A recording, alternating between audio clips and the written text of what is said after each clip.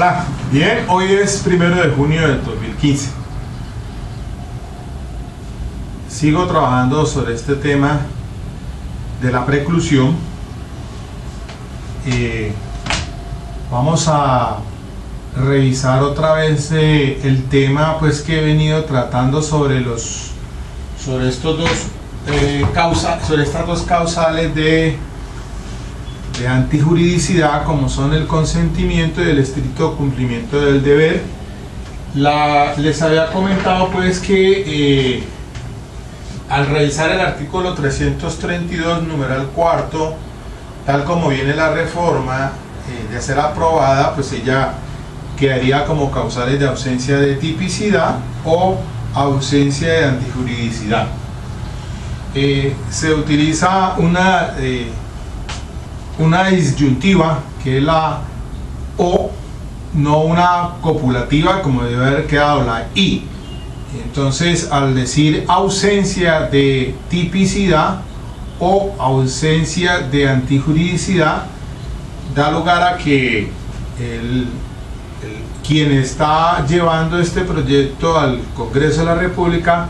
para él unas son las fuentes de ausencia de tipicidad y otras son las de ausencia de antijuridicidad. Sin embargo, desconociendo cuál fue el pensamiento que se tuvo por parte de los que lo han presentado, tanto el ministro de Justicia como el fiscal general de la Nación, he venido indicando a través del desarrollo dogmático penal y de la teoría del delito,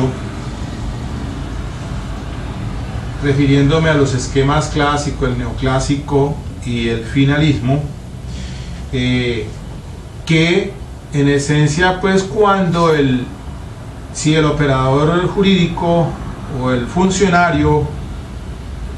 judicial que tiene que entrar a resolver la solicitud de preclusión que le propone el fiscal de acuerdo con el artículo 332, para ubicarse en una de los numerales que trae el artículo 332, ahora pues agregándole el numeral octavo, que sería el que hace referencia a circunstancias fácticas jurídicas en caso de que el fiscal haya presentado la acusación y no tenga elementos de convicción para solicitar la condena. Sí, serían 8 numerales, pero entonces he venido haciendo énfasis en el numeral cuarto sobre ausencia de tipicidad, porque es que allí confluyen muchos de las situaciones en que generaría una solicitud de preclusión. La del numeral primero, pues sobre que no puede iniciar o continuar, esas son causales objetivas y ya me hice referencia como el reenvío al artículo pues 78 o 79 del Código Penal de la Ley 906 sobre causales de extinción de la acción penal. Sobre ellas pues no existe ninguna mayor discusión. Artículo 77, ninguna discusión. Vengo diciendo de que entonces el numeral segundo, o sea, del artículo 332, hace referencia a esas causales de ausencia de responsabilidad. Saltando después el numeral tercero, que es inexistencia del hecho, pasando al numeral cuarto, que es en donde me he detenido a hacer el respectivo análisis. Sin embargo, antes de continuar profundizando o desarrollando mejor, después de que hablé del consentimiento y el estricto cumplimiento del deber legal, en ese orden sistemático que he llevado para irlas desarrollando, pues tengo que hacer un paréntesis aquí en un tema muy importante, y es el de la dogmática penal, el de la teoría del delito. He venido revisando varios temas al respecto, porque esto pues es un asunto que para mí no es nada fácil, y creo que para muchos tampoco. La teoría del delito, que es tan importante en torno pues a este tema de que trae el artículo noveno sobre la conducta punible, entiéndase típica, antijurídica y culpable, pues ha tenido un desarrollo desde el siglo pasado con obviamente filósofos, juristas que tuvieron incidencia en varios, entre ellos sobre todo los alemanes y los italianos,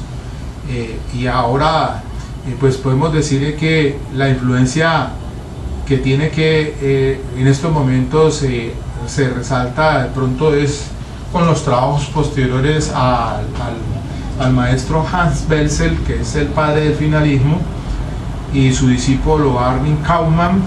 pero también ahora pues con mayor preponderancia una continuación en esa teoría del delito es la teoría de la imputación objetiva con Günther Jacobs a la cabeza. El maestro alemán, quien fue discípulo de Hans Belzel, pues desarrolla esta teoría de la imputación objetiva, y ella tiene incidencia en esto del tipo penal. Sin embargo, pues he venido haciendo un desarrollo elemental, digámoslo así, porque pues no es un tema fácil de abordar debido a las implicaciones que tienen, sobre todo según los esquemas que se sigan. Pero decía que he venido revisando un documento, sobre todo que es escrito por Klaus Rossin, en una traducción que hiciera pues el profesor Enrique Bacigalupo, español, que titula pues Tipos abiertos y el deber jurídico. He allí un asunto que es importante en esto del asunto de la tipicidad. Y entonces después de esto abordo ahora temas que han sido trasladados sobre todo por otro maestro español, Luis Jiménez de Azúa. Sigo muy al pie las enseñanzas del maestro Luis Jiménez de Azúa, español, quien falleció en Buenos Aires, Argentina, después de que fuera exiliado. En 1970 falleció, y entonces haciendo pues revisando esa biografía en este libro que tengo, que se llama La Ley y el Delito, de el profesor y maestro extraordinario de habla hispana, de hispanohablante, Jiménez de Azúa, al abordar el estudio sobre estos temas, cayendo pues en hacer unas precisiones en relación con el asunto de si la tipicidad es indicio de antijuridicidad, si la tipicidad es la razón de ser de la antijuridicidad. Hay posiciones disímiles frente en tanto de algunos autores como de otros. Edmund Meyer, que fuera tan importante con el esquema neoclásico, pues tenía una particular visión en relación con este tema del asunto de la tipicidad. Y también el maestro Hans Belzel igual pues tenía pues su posición frente a este tema que hemos venido manejando. Y entonces retomando aquí la lectura del maestro Jiménez de Azúa, pues encuentro yo algo que creo que es conveniente resaltar, y es sobre el asunto pues de la antijuridicidad, porque si en un principio les he venido diciendo de que cuando se aborda el tema de la ausencia de tipicidad, en ella hay que, al hacer el análisis juicioso de esa tipicidad, pues comenzábamos con el asunto de revisar los efectos negativos, es decir, si existen causales de justificación, y de allí pasábamos entonces superando esa barrera, porque si no existe una causal de ausencia de justificación, pues el tipo, pues ya habría que determinar a ver si está la conducta descrita en el tipo penal. Y entonces, después de hacer esa exclusión o esa revisión excluyendo alguna de las causales de justificación, entonces pasaríamos a revisar los efectos positivos. Entonces allí ubicamos el tipo objetivo y el tipo subjetivo. El tipo subjetivo, sobre todo en relación con el dolo y la culpa. Y en el tipo objetivo, pues se hace la revisión tanto de lo que es el sujeto, el verbo, el sujeto pasivo, el sujeto activo, el objeto material, el objeto jurídico, y algo que se ha denominado pues como los ingredientes normativos y los ingredientes subjetivos del tipo penal, que no tienen que ver nada o que no guardan una relación directa con el dolo, porque pues el dolo es la culpa. Entonces allí hay que, después de hacer ese análisis, se adentra pues a establecer si hay una tipicidad, y entonces cuando estaba refiriéndome al tema de las causales de ausencia de responsabilidad, dije que en el decreto de ley 100 del 80, que es el Código Penal antecesor a la ley 599 de 2000, pues ese Código Penal establecía de manera aparte causales de justificación y las causales de inculpabilidad. Y también entonces hice mención del Código Penal Militar actual, que es pues la ley 522 del año 99, y posteriormente se ha expedido pues el 1407, la ley 1407 del 2010, que es el actual Código Penal Militar vigente. Y entonces si bien es cierto, tanto el Código Penal del 80 como esa ley 522 del año 99, que era el Código Penal Militar, aunque está vigente todavía procedimentalmente, hacían pues esa distinción entre causales de justificación y causales de inculpabilidad. Pero posteriormente, tanto la ley 599 del año 2000, que es el Código Penal, hace 15 años que fue expedida, pues estamos manejando con el título o el rótulo de ausencia de responsabilidad, cuando se refiere al artículo 32. Ausencia de responsabilidad, y entonces dice: no habrá lugar a responsabilidad penal cuando, y entonces aquí se dan 12 numerales, entre ellos está tanto las causales de justificación como las causales de inculpabilidad. Lo mismo sucede entonces con la ley 1407, que se viene siendo ahora pues el nuevo código penal militar, 1407 del año 2010, que es el nuevo código penal militar. De igual manera establece en el artículo 33, en este es el 33, ausencia de responsabilidad, y entonces están los mismos 12 numerales. Tanto el Código Penal ordinario como el Código Penal Militar actual, pues de Colombia, traen ese enunciado, causales de ausencia de responsabilidad. Pero no he podido encontrar una explicación a ello. ¿Por qué razón quedaron en una sola? Si por lo menos, como venía antes, pues estaba en el Código Penal del 80, cuando se hace referencia dice el decreto de ley 100 del 80, tenía el artículo 29, y entonces en el artículo 29 hacía referencia a las causales de justificación, que serían las mismas del Código Penal Militar, la ley 529-22 del 99, en su artículo 34, porque también señala, pues, dice así, un capítulo quinto en el Código Penal Militar, la ley 522 del año 99, que ya fuera modificada pues por la 1407 del 2010 que acabo de leer, pero dice lo mismo así, de la ausencia de responsabilidad, pero en el artículo 34 trae causales de justificación, entonces dice el hecho se justifica,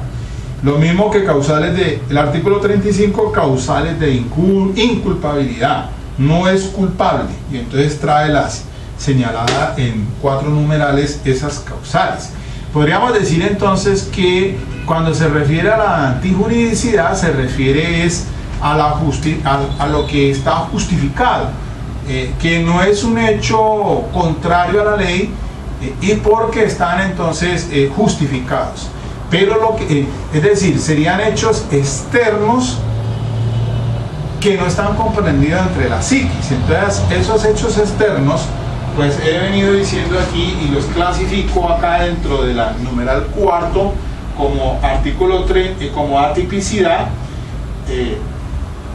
habiéndoles dicho pues que debe quedar como viene el código actual, el artículo 332, causal de ausencia de tipicidad, porque dentro de ellas, para mí, en mi criterio, están las mismas causales de ausencia de antijuridicidad, toda vez que si primero se tiene que hacer es el estudio teniendo en cuenta esa teoría, para mí, de los elementos negativos del tipo penal, es decir, si no están dados primero que todos los efectos negativos, o sea, causales de justificación, sobre todo, exclusivamente causales de justificación dentro de la tipicidad, no así las causales de inculpabilidad, esas son de tipo psíquico, digámoslo así, para clarificar. Entonces, causales de ausencia de antijuridicidad, para mí, el consentimiento, el estricto cumplimiento de un deber legal, el cumplimiento de una orden legítima, el ejercicio de un derecho, actividad lícita o cargo público, la legítima defensa y el estado de necesidad. Además de esto, también estoy diciendo que no solamente los numerales 2 al 7 del artículo 32 del Código Penal, sino del numeral 10, o sea, el error de tipo. Para hacer todo el análisis, ubicándolo en el numeral cuarto como causales de ausencia de tipicidad o atipicidad. Porque es que hay que clarificar que hay,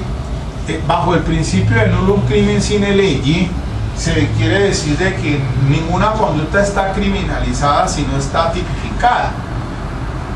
Lo que no esté, así sea antijurídico, pero que no esté, o que lesione un bien jurídico, que no esté codificado, pues no se le puede pues someter a la persona a un proceso. Entonces esa es una tipicidad de tipo absoluta, porque la ley no lo consagra, así sea antijurídico, porque podríamos decir, por ejemplo,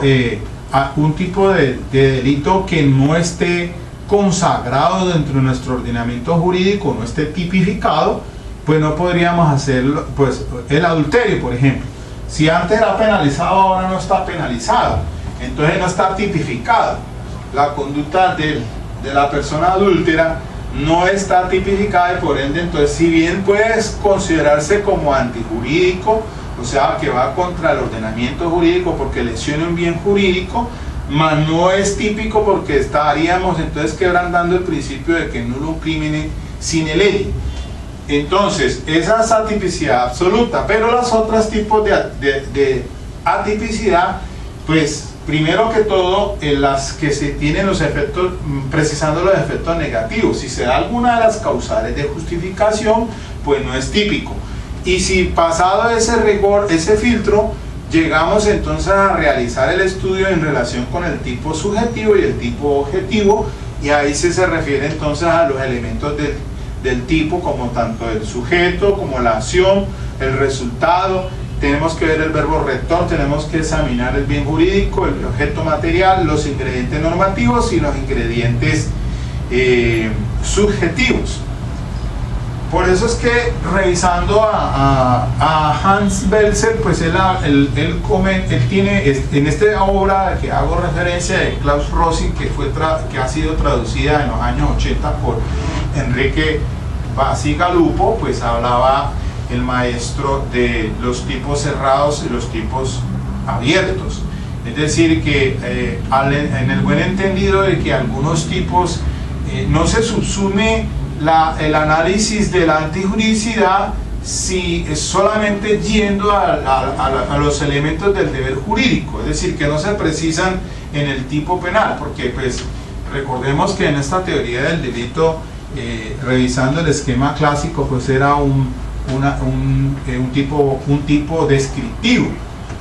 no valorativo. Ya después entonces pasaron a los neoclásicos, entonces ya algunos empezaron a hablar de una cuestión valorativa. Entonces, por ejemplo, Edmund Mesger, según tengo entendido, pues fue el que descubrió el asunto de los hechos, de los ingredientes normativos. Y así, entonces cada uno de los grandes maestros juristas alemanes e italianos han dado un aporte significativo en materia de teoría del delito, y lo encontramos con el maestro nuestro colombiano, que yo les he hecho referencia a Nodier Agudelo Bentancur, quien ha bebido de esas fuentes y ha podido tener oportunidad de revisar pues a grandes autores. Nodier Agudelo, pues el doctor Nodier Agudelo Bentancur es uno de los grandes juristas colombianos, entre otros muchos que tenemos también acá en Colombia. Pero en materia de teoría del delito, el doctor Nodier Agudelo Bentancur, en este esquema del delito y otras obras que tengo también, pues hace referencia al tema de la dogmática penal. Pero es importante porque pues uno revisa y es de una manera muy sintética, digámoslo así, o sea, muy compacta, muy entendible, muy resumida, pero obviamente que sobre esto no se agotan aquí los temas y hay infinidad. Puedo también hacerme referencia al doctor Fernando Velázquez, mi maestro, gran jurista también, penal, ahora que regenta una universidad en Bogotá como decano. Y pues todos ellos beben de estas fuentes alemanas, tienen la oportunidad de estar haciendo seminarios y capacitaciones sobre estos temas, y quizás pues son las personas más autorizadas, teniendo al doctor Fernando Velázquez también en su gran obra de teoría pues del delito. De igual manera puedo hacer referencia al doctor Jesús Orlando Gómez López, otro también jurista, penalista colombiano, que me sirve de cabecera, de consulta. Pero así yo puedo citar la infinidad de autores y cada uno tiene una visión particular sobre el tema. Y entonces, diciendo esto de que para mí todavía pues no es comprensible por qué razón queda dentro de causales de ausencia de responsabilidad. Y entonces aquí encuentro al profesor Luis Jiménez de Azúa, cuando dice lo siguiente. Permítanme que le lea sobre el asunto. Problemas de técnica y terminología. En esta obra, en la página 303, en la de la ley y el delito, ley y el delito, principios de derecho penal, segunda edición, México, Buenos Aires, Luis Jiménez de Azúa. Sobre causas de justificación, problema de técnica y terminología. Dice: cuando falta la antijuridicidad podemos decir que no hay delito, que el hecho se justifica, es decir, que hay causas de justificación. Estas causas son conocidísimas desde antiguo, pero la mayor parte de los códigos no las distinguen de los otros motivos de exclusión de pena y las formulan en conjunto bajo el título de eximentes. Así ocurre en el artículo 8 del Código Penal Español, donde aparecen reunidos y aún entremezclados no solo los motivos de inimputabilidad y de justificación, sino ausencias de acto y causas de inculpabilidad. Y entonces dice: empecemos por el deslinde terminológico de las más conocidas formas de exclusión de pena. Entonces sigue diciendo por acá en la página 304. Sin embargo, la mayoría de los escritores emplean el término causas de justificación. Se distinguen entre los que emplean esta técnica a von Litz, a Lamas, a M.E. Mayer, Van Kalker y Kuller. Mesger, Edmundo Mesger, neoclásico, sí, o neocantiano, prefiere decir exclusión de lo injusto. Miren que cómo se refiere el maestro Jiménez de Azúa, quien era gran conferencista también en sus tiempos, ya fallecido en 1970, les decía, y decía que, por ejemplo, los penalistas italianos modernos siguen, en cuanto al problema que nos ocupa, criterio muy semejante en el fondo, aunque varíe la terminología empleada. Alimena distingue muy bien la inimputabilidad, se refiere a enfermedades mentales, a la edad y a la embriaguez, y la justificación, legítima defensa, estado de necesidad, etc. Francesco de Luca divide las esimentes, que él prefiere llamar discriminanti o dirimenti, en dos grupos: unas que tienen su causa exclusiva o principal en la psiquis del sujeto, como la enfermedad mental y la edad, que son las que designamos con el título de causas de inimputabilidad, y otras que tienen su razón en hechos externos, como la legítima defensa, el estado de necesidad, que corresponden a las denominadas causas de justificación. Mancini distingue certeramente la circunstancia generali di exclusione de la imputabilità, o sea, la dirimenti, de la circostanza generali di esclusione de la responsabilità penale o giustificanti. Pero al dotar de contenido estos títulos no siguen el criterio de los otros autores. Y así entonces encuentro yo que pues obviamente tiene razón Luis Jiménez de Azúa, pues de cómo según las codificaciones unas emplean un término y otras otro terminología. Pero para precisar que entonces cuando se habla de causales de ausencia de responsabilidad penal del numeral segundo nuestro, del artículo 332, entonces dice el artículo, para ser más exactos, el artículo 332, que cuando existan una causal que excluya la responsabilidad de acuerdo con el Código Penal. Luego diríamos nosotros entonces, o digo yo, pues, no nosotros, digo personalmente que entonces en este numeral segundo tengo que ubicar las que se refieren al artículo 32 del Código Penal, los numerales 1, 8, 9 y 11, como son el caso fortuito y la fuerza mayor, la insuperable coacción ajena, el que obrar por impulsado por el miedo insuperable y el error invencible de la licitud de la conducta. Y entonces ustedes me dirán, ¿por qué? Pues porque precisamente teniendo en cuenta todo lo que hemos escuchado en relación con este tópico de las causas, con este tema de las causas de justificación, entonces las causas de justificación, por eso quizás el proponente del proyecto quiso entonces hacer esa distinción entre causales de ausencia de tipicidad, pero no debió haber utilizado entonces, no debió haber utilizado el o, sino el o que es una disyuntiva, sino la y, que es copulativa, o sea, unir, porque ambas serían lo mismo, causales de ausencia de tipicidad y causales de ausencia de antijuridicidad, no excluyentes, porque lo excluye. Da a entender que entonces una cosa son las causales de atipicidad y otras serían las causales de antijuridicidad.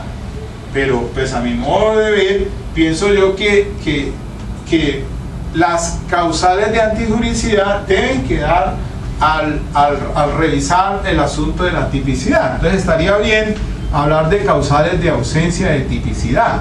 porque si vamos a volver otra vez al tema de la teoría de los elementos negativos del tipo penal, nos daría lugar a proponer entonces precisamente que cuando se examina, se hace el juicio a la tipicidad, comenzamos entonces primero por lo relacionado pues con las causales de justificación, y les hice énfasis en esta teoría de la teoría de los elementos negativos del tipo penal, y para ello pues estaba revisando al maestro Jesús Orlando Gómez López, y entonces les leí el asunto sobre la teoría de los elementos negativos del tipo penal. A ver si, denme un segundito, encuentro yo la parte pertinente de su obra. Cuando estábamos hablando pues les dije de la atipicidad, pero entonces quizás, a ver, un segundito, y se estaba el profesor Jesús Orlando Gómez López pues aborda el tema, a ver, lo he embolatado por acá, hombre. Aborda el tema entonces para hablar de la teoría de los elementos negativos del tipo, y entonces pues refiere sobre ella a Edmundo Mesger, les decía, de neocantiano. Entonces bueno, se me ha embolatado aquí de momento, pero entonces es el paso como más claro para poder entonces entrar a revisar el fiscal la petición que va a hacer en torno pues al artículo 332, que si se va a revisar el tema de la tipicidad, entonces tiene que comenzarse primero revisando los efectos negativos, o sea, las causas de justificación. Y entonces por eso comencé haciendo el análisis en la otra charla sobre el asunto del consentimiento, y empecé también por el estricto cumplimiento del deber legal, para adentrarnos a otros temas que son también de vital importancia. Bueno, entonces a ver si encuentro aquí la parte en la que se refiere el maestro Jesús Orlando Gómez López sobre el tema de la tipicidad y por qué de los elementos negativos del tipo penal.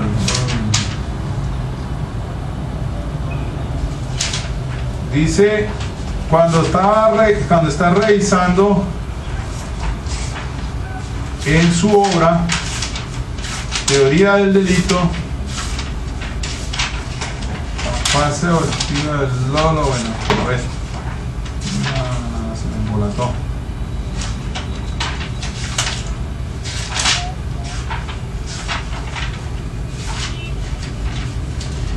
Los elementos objetivos, no, son elementos subjetivos.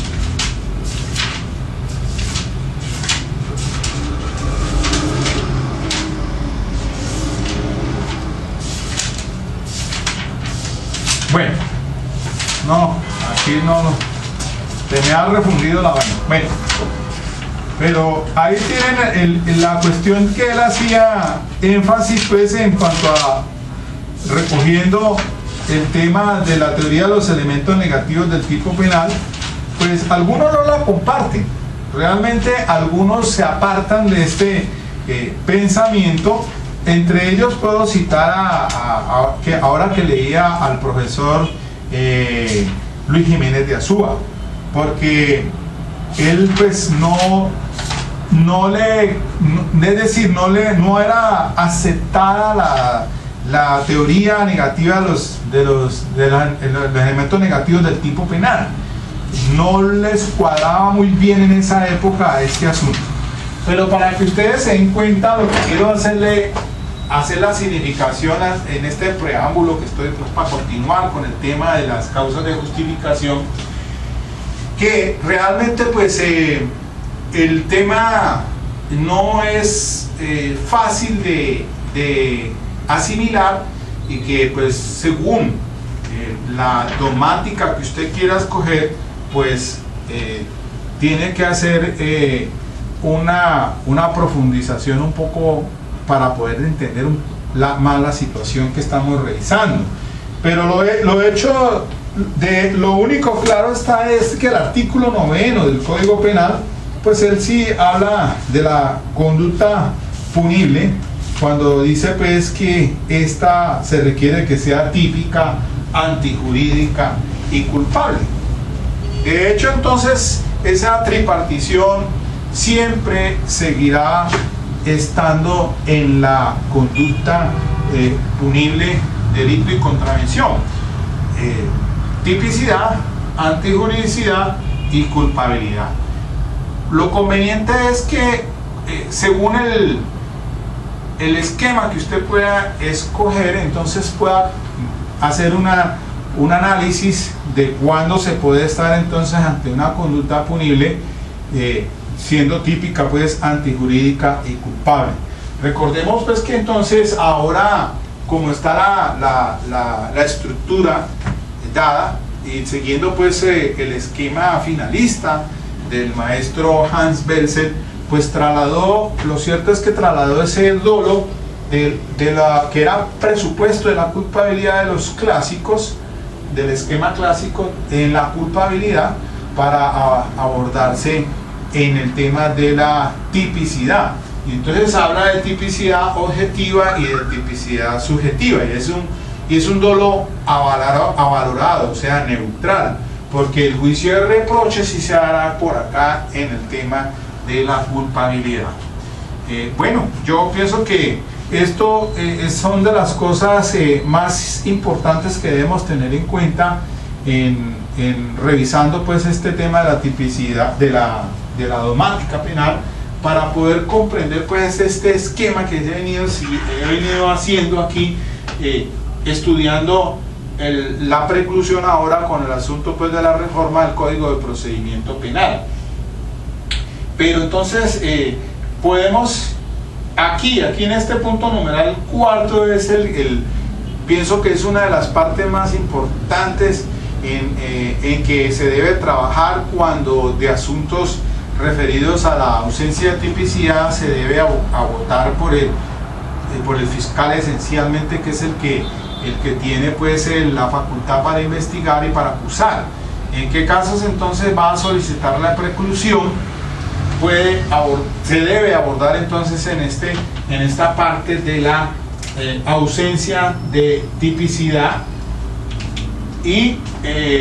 desarrollar el demás temario. Mire que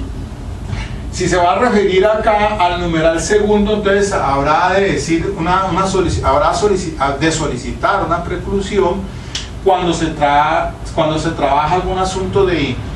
relacionado con la inculpabilidad, porque tiene que ver entonces es con algo que no son situaciones externas como en las causas de justificación, sino internas en la psiquis, que tienen que ver con el asunto del caso fortuito y la fuerza mayor,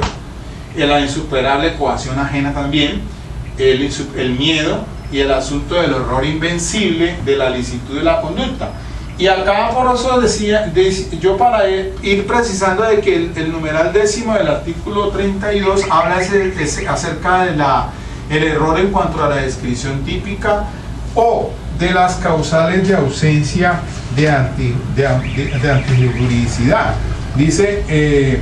se obre con error invencible de que no concurre en su conducta un hecho constitutivo de la descripción típica, o de que concurren los presupuestos objetivos de una causal que excluya la responsabilidad. Y recuerde que hay un tema que se llama la defensa putativa, y eso tiene que ver pues con, en esencia, cuando la persona cree que está siendo agredida sin serlo. Entonces, es algo, si bien es algo de la psiquis, fíjese bien que es un asunto que se debe tomar por aquí, por el numeral cuarto, relacionado con ese artículo 32 en su numeral décimo, porque se refiere a las causales de justificación. Otro diría que esa defensa putativa pues tendría que abordarlo es por el tema del numeral, del numeral 11 del artículo 32, como un error de prohibición. Pero no, está claro que es un error de tipo frente al error en cuanto a la descripción típica, ¿no? Hecho constitutivo de la descripción. No concurre en su conducta un hecho constitutivo de la descripción típica. Y entonces cuando hablamos de tipicidad, pues ahí confluye todo el tema pues de la tipicidad objetiva, sujeto activo, pasivo, el verbo, el objeto material, los ingredientes normativos y los subjetivos, que son también uno de los factores que incidirían en que se le dé pues un tratamiento como un error de tipo dentro de estas causales de justificación. Lo mismo en cuanto al asunto del error invencible en materia de presupuestos objetivos de una causal que excluya la responsabilidad, pero aquí entendámosla no tanto genéricamente como ausencia de responsabilidad, sino de causa de justificación. Entonces, en esencia, el tema de la legítima defensa, no objetiva, sino subjetiva, que también tendría que dársele una solución por este camino. No tanto el de la inculpabilidad, aunque sería algún asunto, usted me está diciendo, pero si eso es un asunto de la psiquis, entonces ¿por qué no se resuelve por acá? Pregunta importantísima, y entonces allí sí ya confluye la teoría finalista sobre aquello de la teoría limitada de la culpabilidad, la teoría estricta de la culpabilidad y la teoría limitada de la culpabilidad, para que nos demos cuenta que por lo menos el artículo 32 en su numeral décimo del Código Penal acogió fue la teoría limitada de la culpabilidad, y después entonces tenemos que explicar por qué razón más a fondo qué es eso de la teoría limitada de la culpabilidad del finalismo y por qué entonces se resuelve en el numeral décimo, que dice pues que en caso de ser vencible se sancionará es como un delito imprudente si el hecho está como tal, y entonces allí es diferente al numeral 11 del artículo 32 sobre la licitud de la conducta, porque esa se resuelve en caso de ser vencible con un dolo atenuado. Entonces, eso tiene su explicación y la encuentra desde la teoría finalista. Bueno, por cuestión de tiempo, dejemos aquí, tengo que irme a Barra a las 3 de la tarde, y entonces les agradezco, pues vamos a seguir con este tema poco a poco. Quería pues darles a conocer a ustedes que he estado profundizando un poco más de aquí y de allá, de algunos autores, revisando a todos los grandes maestros, los jurisconsultos, los que sí saben de estos. A fin de cuentas ellos son los sabios. Yo no soy un sabio, apenas soy un ignorante medio leído, de manera pues que permítame la modestia, pero pues este es un tema que hay que estudiarlo a profundidad. Yo solamente canalizo, trato de dar una idea más o menos de las cosas, pero ustedes son los que tienen que también consultar. Ustedes son los críticos desde allá, y desde cualquier parte del mundo me podrán estar observando. Solamente sepan que aquí nosotros en Colombia pues obviamente tenemos también grandes maestros del derecho, sobre todo en esta área del derecho penal. Sin embargo, apenas nosotros apenas alcanzamos a mirar tangencialmente esta situación tan complicada, pero que de verdad hay grandes maestros como los que acabo de mencionar, que pues fueron los pioneros en este asunto, y ya llevamos un centenario y algo más dándole a este tema todavía más ahora con la obra del maestro Günther Jacobs, que es una obra extraordinaria también. El doctor Jacobs pues todavía vive, nació el 26 de julio del año 37, igual que Klaus Rosin también vive, grandes juristas alemanes, y sobre todo esta obra de Günther Jacobs, que se trata del derecho penal, parte general, fundamentos y teoría de la imputación. Una obra dada en Madrid, España, en 1995, pero la verdad es que pues, es un tema que es profundo, hay que analizarlo muy bien para medio entender un poquito estas cosas del derecho penal. Dale clic si te gusta, no te olvides, sigamos con esta secuencia de estos estudios. Muchas gracias.